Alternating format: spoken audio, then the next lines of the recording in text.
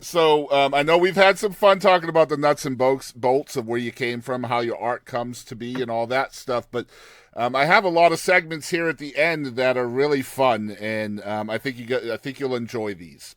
All right, let's do it. First one, this is called Mount Rushmore. And so you have to name your Mount Rushmore of Texas artists. This would be the top four. You only get four, no honorable mentions. Oh man, you know I love Texas music, man. I That's do. tough That's on why me. I'm hitting you with it, man. Uh, let's number one. I got to go Pat Green. Okay. He's the reason why I fell in love with Texas music. Love it. Man, I good. You're killing me with this one. All right, I'm gonna go from a different because I have to go with guys that I know, and I'm gonna have to go Pat Green number one. Number two, I got to go my buddy William Clark Green. Okay. I'm the godfather to his son, so he'd be From ticked off. Flint, Texas, I would kill for an interview, just so everybody knows. I've never we got interviewed oh, we got to WCB. get Willie on here. Yeah, please, man. Yeah, Make we it gotta happen. Get Willie on here. Yeah, so I have to go with Will. Man, Halfway there, Joe. man, you killing me. You're killing me with this one. Number three. Man, I got to go Randy Rogers band. Man. Just because anytime now we always talk about Texas music doesn't have a sound, but anytime I hear Randy Rogers band, it's like, yeah, that's Texas music. Mm-hmm. Yep. If there was ever a sound that I have to say, okay, this is Texas music, right? I'd have to concede it. Joe, this is where it gets hard now, man. You have the rest of the artists in the world for one spot. Yes. Man. I'm going to have to go.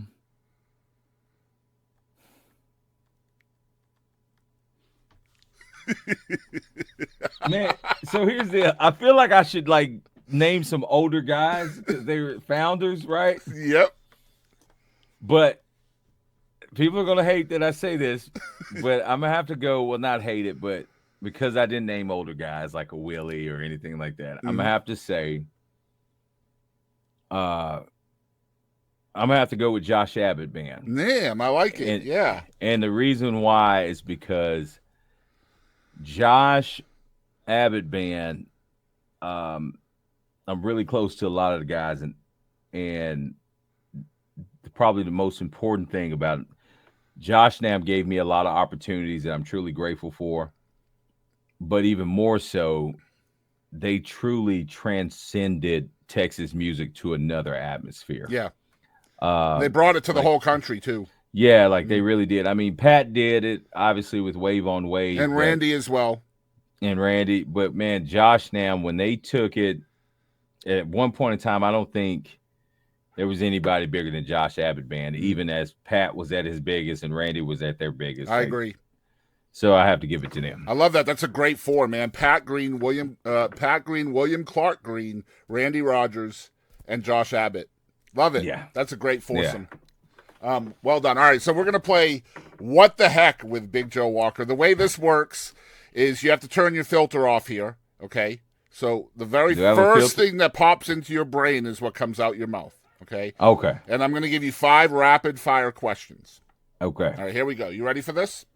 I'm ready. All right, this is What the Heck with Big Joe Walker.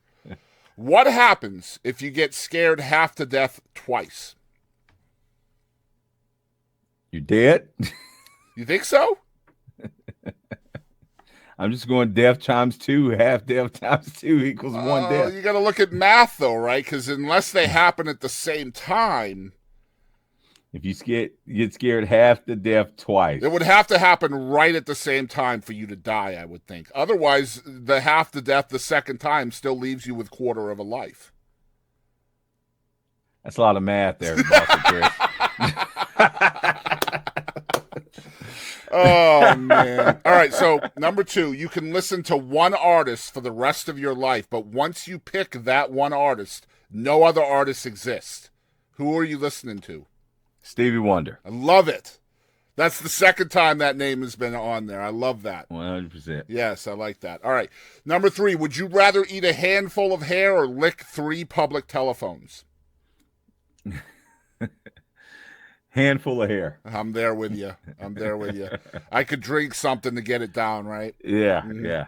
All right, number 4, have you ever used your phone's flashlight to try to find the phone that you lost?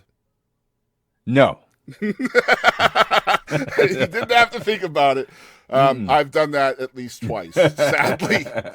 All right, number 5, last one. Have you ever tripped on stage? And if you did, how did you play it off as cool? Oh, yeah, all the time. Like, well, part of it, I had a little bit of whiskey that night. And there's these steps. I love how you said all the time, and then you said that night. Like, it was always whiskey's fault every single time. Yeah. Like, I mean, that happens all the time. And so the funniest thing, we have a talkback mic, obviously, to talk to each other in the band. Right. And so there's always jokes being made, or if somebody messes up, there's always a little quick jab. But, yeah, like, I trip over, because, with piano chords, and I got big boots on, and so, and most stages I play are pretty small stages, so it's inevitable. It happens. So we're both big dudes. I'm 6'4", 350, so I'm there too. And exactly, I don't think you can be coordinated at our size, right? We have to be clumsy. You just hope you just kind of walk through the trip, right? Like, you could trip, but as long as you don't stumble, because we're going to look like a big redwood tree falling. That's right. The problem, though, is we're both clumsy, we're both big, but then when we're on the whiskey, that clumsiness, we don't give a shit at that point. It goes, and it's a long, slow fall. It is. And there's nothing worse than and you feel none of it until the next day, I'm here to tell you. Yeah, because when you're falling and it's slow, you're doing a lot of extra things, like trying to reach for stuff that's not there. Like, oh, God. So it's just even that much worse. Yeah, or things that have no support that you're just hoping that somehow. Yeah. Like, everyone's getting out of your way. No one's trying to help you because they don't want to injure themselves. Right. So, it's like when you fall into the crowd and the crowd just parts. Exactly. Exactly, man. All right, man. I love that. Next segment is called One Artist. And I love this segment. We just started doing it a couple of weeks ago. So Big Joe Walker can name one artist he wishes the entire world knew about. Who is that one artist? Ooh. And it can't be yourself. You have to pick somebody else. Man, I'm going to go, man, that's a tough one, because I got a lot of friends in the business that hadn't had a lot of recognition, and I believe they just deserve it because they're such great artists and great songwriters. I think I'd have to go with a guy named Ross Cooper. Okay. He is a phenomenal songwriter, and he and I wrote a few records together. But, he's an old Bronx buster, and, man, when I tell you he writes, well, he's not old, but, like, the guy's just a nice guy, and, man, I have to name a lot of artists, because there's a lot of guys that there is, unfortunately. Man, there is. But yeah, I think Ross Cooper, like, just him as a songwriter is probably one of, like, he has it. I started that segment for selfish reasons, man. I love when I find new music, it's like Christmas morning, Oh, dude, check out Ross I'm Cooper, excited to do it, man. Yeah, absolutely. Yeah. All right, so we got a couple more segments here. Joe, I appreciate your time today, man. Thanks, brother. All right, so this next one, you'll be my guinea pig for this one. We'll see if it works or not. This is called Wish List. Sounds good. The segment is called Wish List. And so basically what you, as the artist or as the person that has to answer this, the Wish List segment is something that you would like to do, whether it's a venue you'd like to play at or an artist you'd like to open for or a songwriter you'd like to co-write with, just something that you would love to do. My wish list would be to write with Walt Wilkins and then take that song in the circle at the Grand Opry. Wow. Yeah. And you'd have to have him there with you to play on the song. Yes, of course. Yeah. Absolutely. Yeah, I mean, but I think Walt is such a beautiful human being, and he's been so incredible to me in my career, and not only to mention that I just think he's probably one of the best writers of the generation. Like that would mean so much to me. Yeah. Yeah. He'd be an awesome interview too. I've been trying. I'm a huge fan of the songwriter and the producer, the people behind the curtain. Yeah, yeah, And yeah. I've been really blessed to talk to some really cool, legendary songwriters this year, and it's just such a cool feeling to get into their minds Yeah. and hear what they're thinking and how they go from blank paper to fully fledged song, and how it's different for each of them, right? It's Right, so cool, right. man. All right, a last segment. This will probably be the hardest question for you to answer, because this is an introspective question. Who is Big Joe Walker?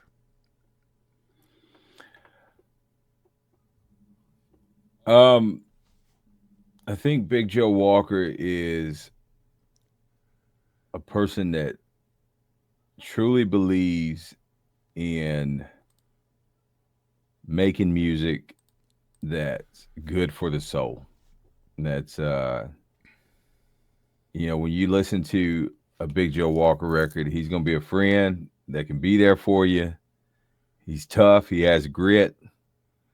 He has an intestinal fortitude to keep going, but more importantly, he has a heart for people. And I believe that a life well spent is spent in the service of other people. And so, and I want that to come across in my music. So if I could get all those attributes, just a little bit the dab of it in each one of my songs, then I feel like I've been pretty successful. I love that. And speaking of records, I understand that you're working on one.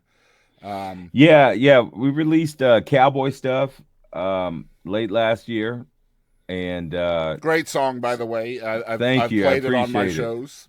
Thank you very much, man.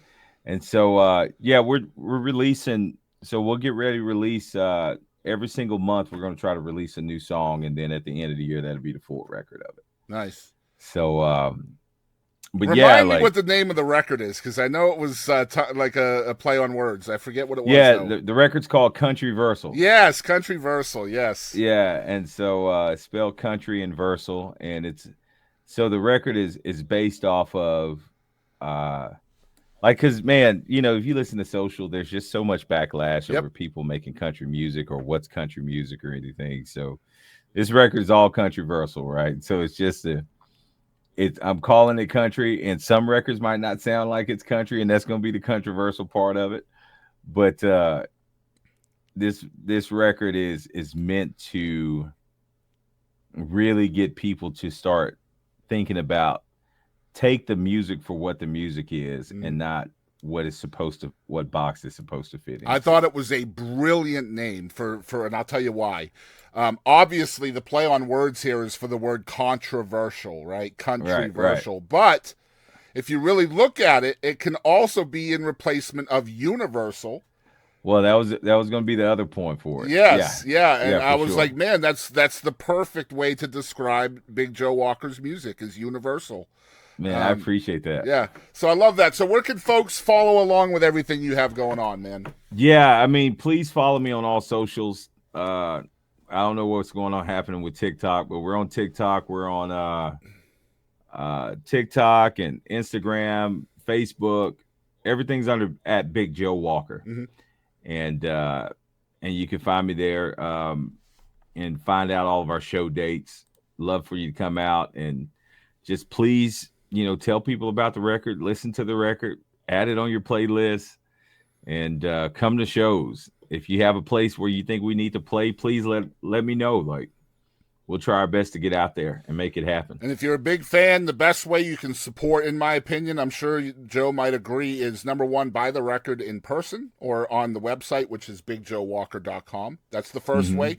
Then after you've bought the record, this is what I do, the physical copy, I will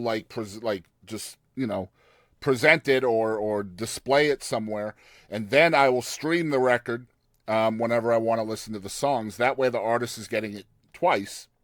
And then on top Yeah. of that, you can loop. Like if you're on Spotify or YouTube, just open that playlist and just loop the record over and over again. Just loop it all day. That's right. But no, thank you. Like seriously, thank you for the support. And like I said, it does go a long way for us. Buying merch goes a long way. But really, if you can't do any of that, just please share it. Share the music to your friends, your families. That's probably, for me, that's one of the things that we make this music to get it to people. And so if we could just use your help to get it to people, be greatly appreciated. Yeah, people don't realize how big a share is, man. Like it's huge. I have a hashtag. So it's I dare you to share, and I put it on everything. That's so huge. Yep, and it's free, right? Like it's even more. It's way more important than even liking or engaging with content. 100%. And you might think a lot of folks will tell me, "Well, I only have like 14 friends or 14 followers," and I'm like, "Yo, that's 14 people that are going to get to see that wouldn't see it otherwise." So 100%. So Big Joe, man, thank you so much for being here, my brother. No, man, thank you so much. And I'm so happy that we got to finally do this, man. Yeah, 10 years later, by God. That gummit, 10 years, but it's been an absolute treat, bro.